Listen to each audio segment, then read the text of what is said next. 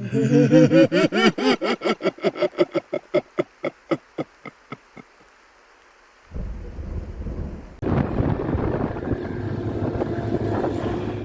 would you do if two strangers in your car were heading to the same impossible destination? How would you react when you realized the second passenger wasn't in the app at all? And what if the cemetery they were going to had a plot with your name on it? My name is Marcus Webb, and I've been driving for Uber in New Orleans for 3 years. I know this city intimately. The French Quarter, the Garden District, Uptown, the Ninth Ward. I know which streets flood when it rains, which neighborhoods are safe at 3 a.m., and which passengers will tip well. After thousands of rides, I thought I'd seen everything this job could throw at me. November 14th was a Friday night, and the city was busy with tourists and locals heading out for the weekend. I'd started my shift at 7 p.m., planning to drive until around 2 a.m. when the bars closed and the surge pricing peaked. By 10:30 p.m., I'd completed 9 rides and was on track for a good night. At 10:47 p.m., I received a ping for a shared ride. I normally avoided pool rides because they paid less and took longer, but this one offered a decent fare and both pickups were close together in the warehouse district. First passenger, Elena Moreau, pickup at a restaurant on Chupitula Street. Second passenger, David Chen, pickup 2 blocks away at an art gallery. I accepted and drove to the restaurant. A woman in her early 30s was waiting outside, wearing a black dress and holding a small purse. She matched the profile photo. I confirmed her name, and she got in the back seat, settling behind the passenger side. "Thanks for not making me wait," she said, buckling her seatbelt. "These heels are killing me." "No problem. We're picking up one more passenger a couple blocks away, then heading to your destination." "That's fine."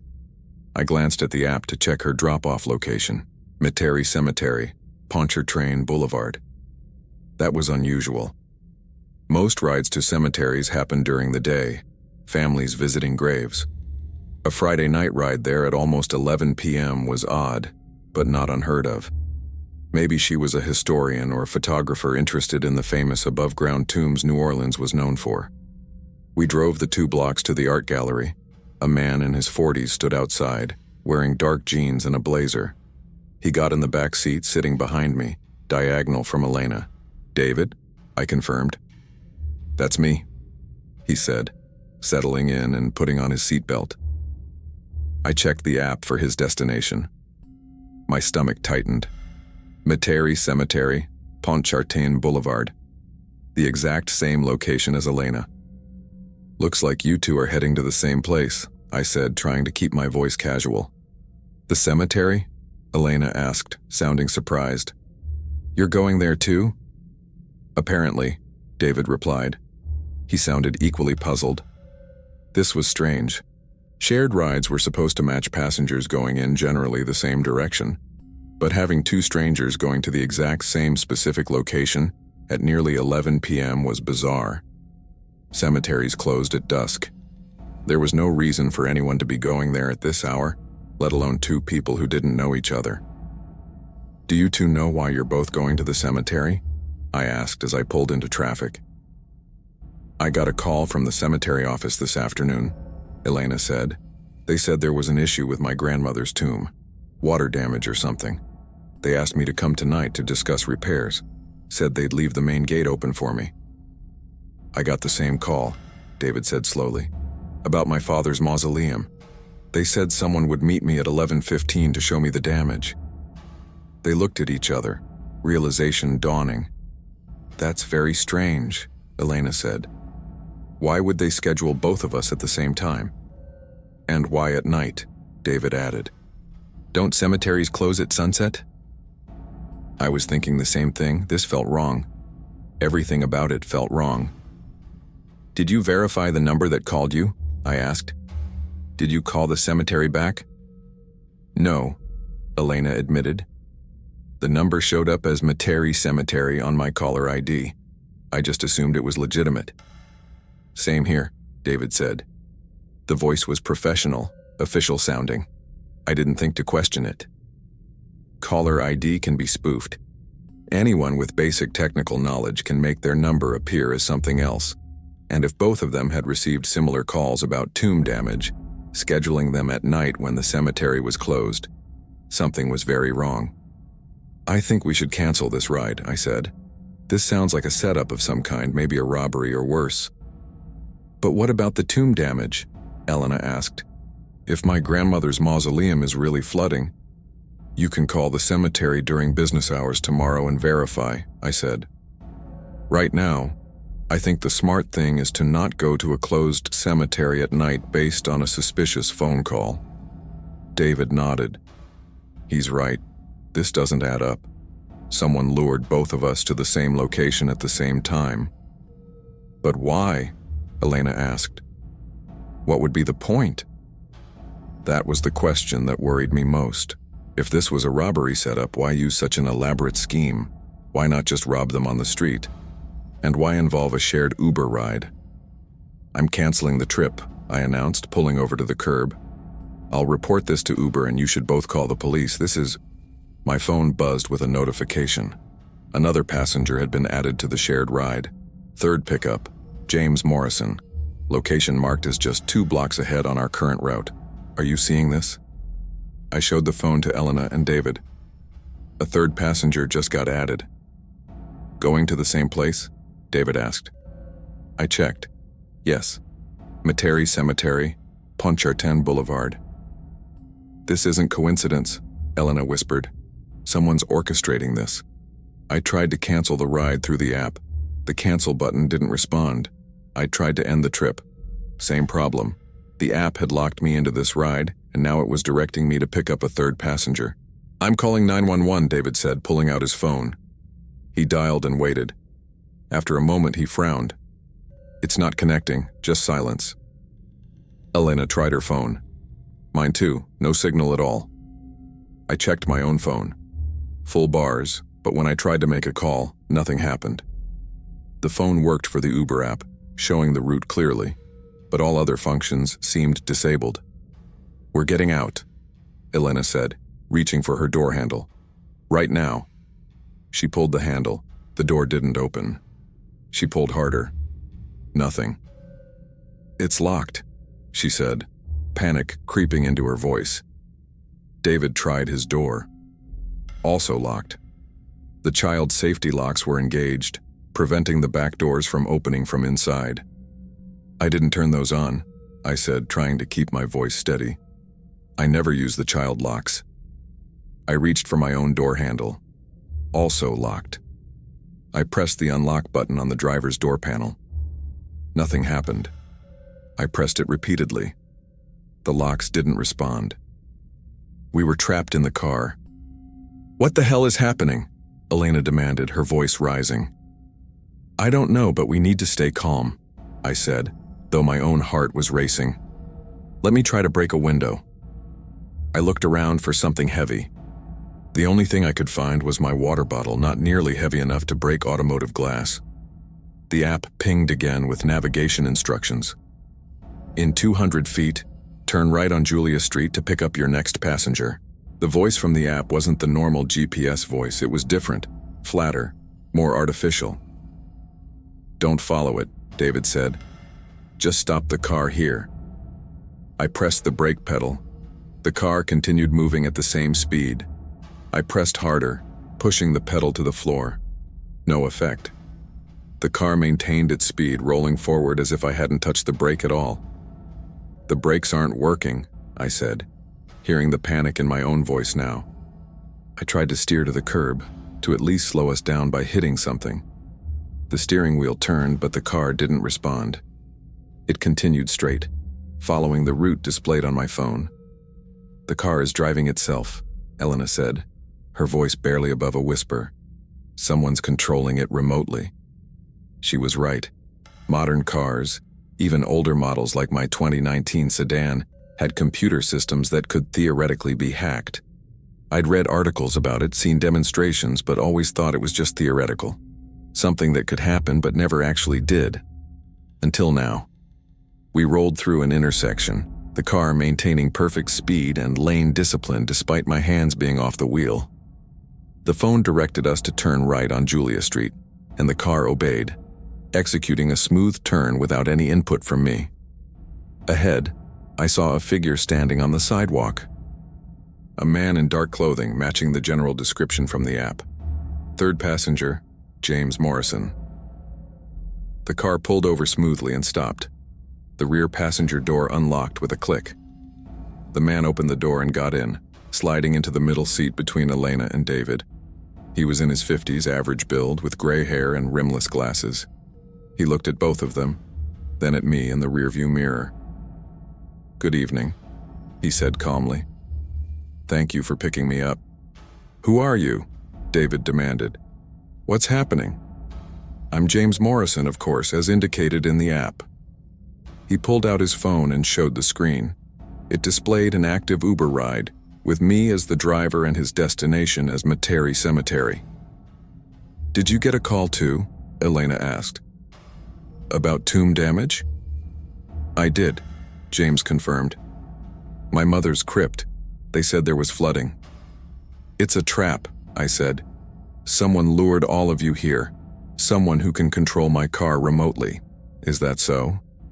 James looked around the car with mild interest. "Interesting. And you believe we're being driven against your will to the cemetery?" "You can see it yourself," David said, gesturing to the front. "Watch. Marcus, try to steer somewhere else." I grabbed the wheel and turned it hard to the left. The wheel rotated in my hands, but the car continued straight. We were moving again, pulling back into traffic, continuing toward the cemetery. "Remarkable," James said. He didn't sound frightened. If anything, he sounded curious, almost pleased. "Aren't you scared?" Elena asked him. "Should I be?" "Someone is kidnapping us, taking us to a cemetery at night. Perhaps, or perhaps we're all going exactly where we're supposed to go." Something about his tone made my skin crawl. He was too calm, too accepting of the situation. While Elena and David were appropriately terrified, James seemed almost content. "You're part of this," I said, watching him in the mirror. "You're not a victim. You're working with whoever is doing this." James smiled slightly. "That's a paranoid assumption. I'm simply another passenger, like these two, though I admit I'm less surprised by our circumstances." "Why?" David asked. "Because I was expecting something unusual to happen tonight. You see, I received more than just a phone call about my mother's crypt. I also received an email, and a letter, and a visit from someone claiming to represent the cemetery, all telling me the same thing: come to Metairie Cemetery at 11:15 p.m. on November 14th. So I came." "Who sent the email? Who visited you?" I asked. "I don't know. The visitor wore a maintenance worker's uniform but provided no name. The email came from an anonymous account. But the letter..." He pulled an envelope from his jacket pocket. The letter was interesting. He opened it and read aloud. "James Morrison, your presence is required at Metairie Cemetery on November 14th at 11:15 p.m. The matter concerns your family's future and cannot be discussed during normal business hours. Failure to attend will have serious consequences." "That's a threat," Elena said. "You were threatened into coming?" I interpreted it as motivation. And here I am, following through. "What about you two? Did your calls include threats?" "No," Elena said. "Just information about tomb damage." "Same here," David confirmed. "Interesting," James said. "Different messages for different people. Customized approaches based on what would work for each of us. That suggests a sophisticated operation." The car continued driving itself, now heading down St. Charles Avenue toward the cemetery. Traffic was lighter here, fewer pedestrians. The street was lined with live oaks draped in Spanish moss, their branches forming a tunnel over the road. Normally beautiful, tonight they seemed ominous. "Why are you so calm about this?" Elena demanded, turning to face James. "Because panic won't help, and because I've been researching the cemetery's history. There are stories, you see. Legends about certain tombs." "What kind of stories?" "Have any of you heard of the Gardere family tomb?" We all shook our heads. The Gardere family were prominent in New Orleans in the 1800s, made their fortune in shipping. When the family patriarch died in 1873, They built an elaborate mausoleum in Metairie Cemetery. The construction took 2 years and cost a fortune. But something went wrong during construction. Workers died. Accidents that shouldn't have happened. The family blamed poor safety standards, but there were rumors. What kind of rumors? David asked, despite himself getting drawn into the story. That the location was wrong, that the tomb was built on cursed ground, that the family had offended something by building there. When the tomb was finally completed in 1875, they sealed the patriarch's body inside. But within a year, the entire family had died. All of them. Various causes, all seemingly natural. Heart attacks, falls, illnesses. But the timing was suspicious. And you think this is related to that tomb? I asked. I think it's interesting that all 4 of us have family buried in Metairie Cemetery. And I think it's interesting that we're being taken there tonight, against our will, by unknown parties with considerable resources and technical capability. My grandmother died 5 years ago, Elena said. Natural causes, she was 87. My father died 3 years ago, David added. Heart attack at 62. My mother died last year, James said. She was 78. Also natural causes, officially. They all looked at me. I don't have family buried there, I said. I'm just the driver. Are you certain? James asked. You've never lost anyone in New Orleans? I had, actually. My younger brother, Derek, had died 4 years ago. Motorcycle accident on I-10. But he wasn't buried in Metairie. He'd been cremated and his ashes scattered in Lake Pontchartrain. Except, I suddenly remembered something. My mother had insisted on buying a memorial plot anyway, a place where family could visit, even without a body. She'd purchased it in Metairie Cemetery, in the Webb family section near her own parents' graves. There's a memorial plot, I admitted, for my brother. But there's no body there, just a marker. Are you sure? James asked. When was the last time you visited? I couldn't remember, maybe 2 years ago. I'd meant to go more often, but life got busy. I'd rationalized that since Derek wasn't actually there, visiting didn't matter as much. This is insane, Elena said. You're trying to connect random deaths to some curse from 150 years ago? I'm trying to find patterns, James corrected. And the pattern is clear. 4 people, all with family connections to Metairie Cemetery, all called or threatened into coming here tonight, all trapped in a car being driven by someone or something else. The car turned onto Pontchartrain Boulevard. The cemetery wall appeared ahead, white stone glowing in the streetlights. The entrance gate stood open, which shouldn't have been possible. Cemeteries locked their gates at sunset. Last chance to call for help, David said, trying his phone again. Still no signal. The car drove through the open gate and into the cemetery. The road inside was narrow, lined with elaborate tombs and mausoleums. Metairie Cemetery was famous for its architecture, families competing to build the most impressive memorials. At night, with shadows moving between the monuments, it looked like a miniature city of the dead. The car followed the internal roads with precision, as if following a pre-programmed route. We passed famous tombs I recognized from previous visits. The Moriarty tomb shaped like a pyramid, the Brunswick mausoleum that looked like a Greek temple. Finally, we stopped. The car pulled into a small parking area and shut off the engine. Through the windshield, I could see a tomb about 50 feet away. It was larger than most, made of white marble with elaborate carved details. Above the entrance, barely visible in the darkness, was a name, Gardere. We're here, James said softly. The doors unlocked, all 4 doors simultaneously, with a mechanical click that echoed in the silence. We're not getting out, Elena said firmly. Whatever this is, we're safer in the car. Are we? James asked. He opened his door and stepped out. I came here for a reason. I intend to see it through. He walked toward the Gardere tomb without looking back. He's crazy, David muttered. But after a moment, he opened his door too. I need to know what this is about. If someone went to this much trouble to get us here, there's a reason. He followed James. Elena looked at me. What do you think? I think we should stay in the car and wait for police, I said. Your phone's working now? I checked. Still no signal for calls, but a notification appeared in the Uber app.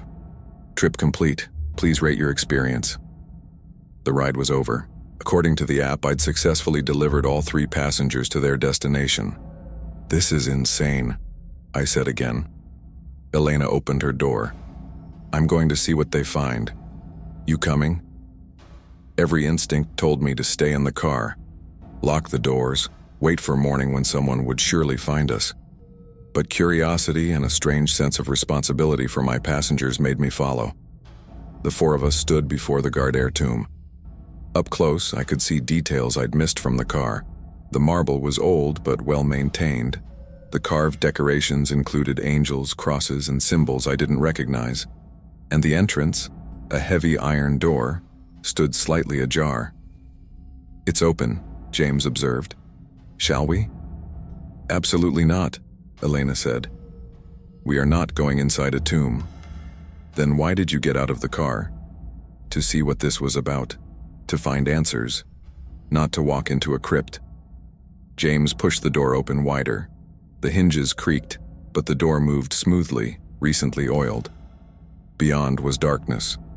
He pulled out his phone and turned on its flashlight, shining it inside. The beam revealed a small chamber with walls lined with marble plaques, each marking a burial niche. But the niches were empty. No caskets, no remains, just empty shelves. The bodies are gone, James said. The tomb has been emptied. We all peered inside, using our phone lights. He was right. The Gardere family tomb, which should have held the remains of dozens of family members accumulated over 150 years, was completely empty. Where are they? David whispered. Perhaps they left? A voice said behind us. We all spun around. A woman stood there, appearing from the shadows between nearby tombs.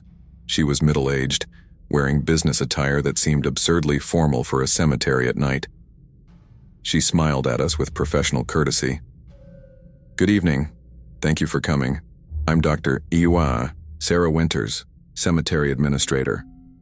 You're behind this? Elena demanded. You locked us in that car? You brought us here against our will? I facilitated your arrival, yes. I apologize for the dramatic methods, but direct approaches weren't working. None of you were responding to standard communications. Standard communications? I said. You mean the threats and lies about tomb damage? Necessary fictions to ensure your attendance. There's a matter of critical importance we need to discuss, and it couldn't wait. What matter? James asked, sounding less surprised than the rest of us, almost as if he'd been expecting her. The 4 of you have something in common beyond your family connections to this cemetery. You all have living relatives buried here under false pretenses. What does that mean? David asked. It means, Dr. Winters said, pulling a folder from her bag, that none of your family members are actually dead. They're in our care in a secure facility, as part of a very special program. The world seemed to tilt. I grabbed the side of the tomb to steady myself. That's impossible, Elena said. My grandmother died 5 years ago. I was at her funeral. I saw her buried. You saw a casket buried. What was inside that casket was not your grandmother. This is insane, David said. My father had a heart attack. He was in the hospital. He died in front of me.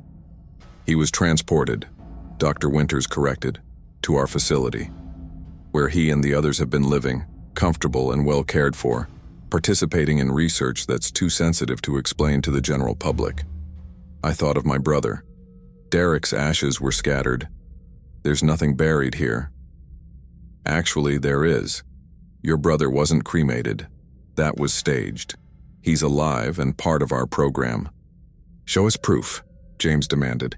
If what you're saying is true, prove it. Dr. Winters tapped her phone and held it up. The screen showed a video call.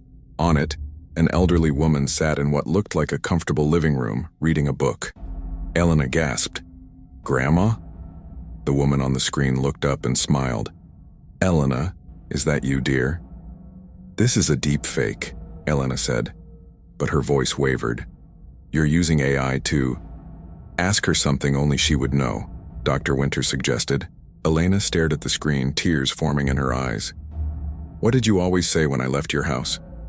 The woman smiled. "Don't forget to feed the cat, even though you never had a cat. It was our little joke."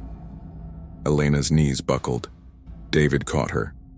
"Show me my father," David said, his voice hard. Dr. Winters tapped her phone again. Another video appeared, showing a man in his 60s working in what looked like a laboratory. "Dad?" David whispered. The man looked up. "David? They finally told you? About time. I've been asking them to bring you in for months." "I don't understand. You died. I was there, you flatlined. The doctors said..." "The doctors were part of it. Son, I'm sorry. We couldn't tell you until you were ready. Until they decided you could be trusted." James was shown his mother, painting in a bright studio. And then Dr. Winters showed me my brother Derek, very much alive, working at a computer. "Why?" I managed to ask. "Why fake all these deaths? Why this elaborate deception?" "Because the work they're doing is too important to risk exposure. These individuals were recruited for a project that required them to disappear from their regular lives. They volunteered, knowing their families would believe them dead. It was the only way to protect both them and the research." "What research?" James asked. "That information is classified. But now that you've all been brought here, now that you've seen proof your loved ones are alive, you have a choice.